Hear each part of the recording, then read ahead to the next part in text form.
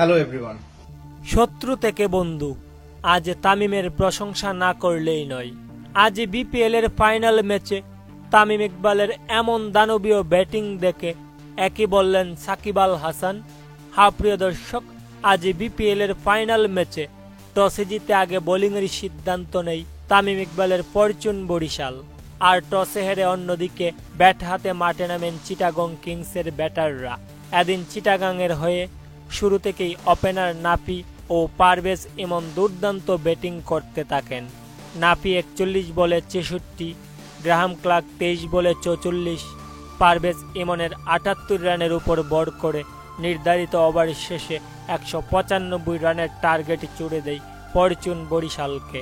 আর এদিন ফরচুন বরিশালের হয়ে শুরু থেকেই তামিম ইকবাল দুর্দান্ত খেলতে থাকেন। এদিন তামিম ইকবাল 9টি 4-এর মার ও একটি ছক্কায় মাত্র 29 বলে 54 রান সংগ্রহ করেন। তারপর শরীফুল ইসলামের বলে ক্যাচ তুলে আউট হয়ে সাজগড়ে ফিরেন তামিম। আর এদিন তামিম ইকবালের এমন দানবীয় ব্যাটিং দেখে সাকিব আল হাসান তামিমের প্রশংসা করেন। তো প্রিয় দর্শক, আজকের ম্যাচে তামিম ইকবালের এমন ব্যাটিং দেখে আপনাদের কাছে কেমন লেগেছে তা অবশ্যই নিচে কমেন্ট করে জানাবেন।